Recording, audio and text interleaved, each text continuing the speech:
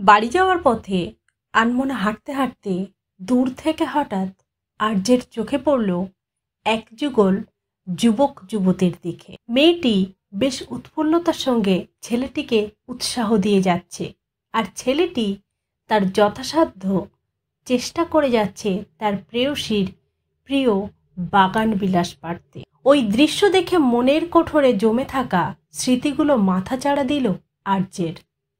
বছর 20-25 আগের কথা।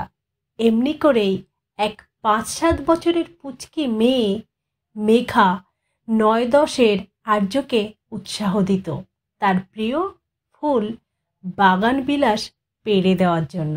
না দিলে হয় মুখ ফুলিয়ে ভ্যা ভ্যা করে কান্না করে দিত, নয়তো আর্যের দস্যিপনার কথাগুলো 10 গুণ বাড়িয়ে তার মাকে গিয়ে বলে আসত।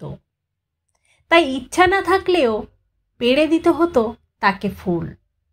ফুলগুলো পেয়ে সে আনন্দে আত্মহারা হয়ে যেত।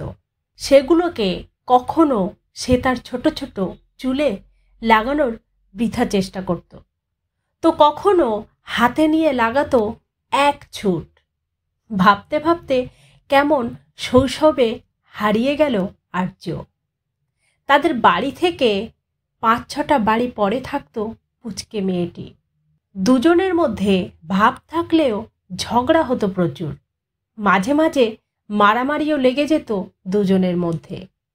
আর্যের মা তাদের থামাতে না পেরে শেষ পর্যন্ত বলেই বসতেন, না, এবার দেখছি আমার সিদ্ধান্তটা পাল্টাতেই হবে, তা না হলে তোরা তো বিয়ের পরেও এভাবে মারামারি করবি, আর আমি পিষবো তোদের মাঝখানে।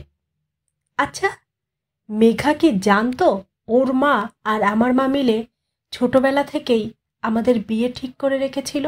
নিশ্চয়ই জানতো। তা না হলে যখন চাকরিটা পাওয়ার পর কলকাতায় চলে যাচ্ছিলাম, ও কেমন ছলছল চোখে বলছিল, আমায় কবে নিয়ে যাবে আর্যদা? সত্যি সেদিন ওর কথাটা বুঝতে পারিনি আমি। কিংবা সেদিন যখন ওকে ফোনে জানিয়েছিলাম ঈশার কথা, ও হ্যাঁ হো করে যদিও বা শুনছিল, কিন্তু যখন বলেছিলাম আমি ভাবছি ঈশাকেই বিয়ে করব, বুঝলি, তুই একটু বাবা মাকে বোঝা না রে, তখন দেখছি বলেই ফোনটা কেটে দিয়েছিল। তারপর থেকে ও কেমন দূরে চলে গেল। বাড়িতে গেলে আর আসতো না দেখা করতে, কিংবা প্রয়োজনে অপ্রয়োজনে আর ফোন করতো না। লাস্ট যেদিন ফোন করলো সেদিন ওর বিয়ে ছিল। বলেছিল, আসছো তো আর্যদা? না বলে দিয়েছিলাম। ঈশার বার্থডে পার্টিতে গিয়েছিলাম। পর হয়ে গেল আমার বাগান বিলাসী মেঘা। শহুরে স্মার্ট মেয়ে ঈশা আর্যের মতোই সবসময় বেটার অপশান খোঁজে, তাই সেও কদিন বাদে চলে গেল। এখন আর্য একলা। মাঝে মাঝে মনে পড়ে মেঘার কথা, ছোটবেলায় কাটানো দিনগুলোর কথা। কেমন আছে কে জানে, নিশ্চয়ই ভুলে গেছে ও আমায়। আমরা মানুষেরা বড় অদ্ভুত জীব। যখন যেটা কাছে থাকে তার গুরুত্বই বুঝি না।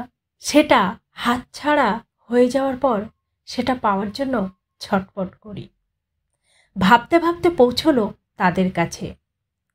পেছন থেকে এক ঝলক দেখে বুঝতে অসুবিধা হলো না আর্যর যে নীল রঙের শাড়ি পরিহিত মেয়েটাই হলো মেঘা। হাতে শাঁখা পলা দুটো দেখে বড় অভিমান হলো তার। কেন পারলি না সেদিন তুই ঝগড়া করতে? কেন মারলি না ছোটবেলার মতো আমায়? কেন ছোটবেলার মতো মায়ের কাছে গিয়ে আমার নামে নালিশ করলি না রে মেঘা? তাহলে অন্তত এই ছেলেটার জায়গায় তো আমি দাঁড়িয়ে থাকতে পারতাম। দাদা, একটু হেল্প করবেন প্লিজ? ফুলগুলো খুব দূরে, তাই নাগাল পাচ্ছি না। আপনি তো দেখছি বেশ লম্বা, ওই ডালটাকে একটু নিচু করবেন? কটা ফুল নিতাম আর কি। ছেলেটির কথা শুনে আর্য এক লাফে বাগান বিলাসের ডালটাকে ধরে কিছুটা নিচু করল। তারপর ছেলেটি বেশ কয়েক গোছা ফুল নিয়ে ধরিয়ে দিল মেঘার হাতে।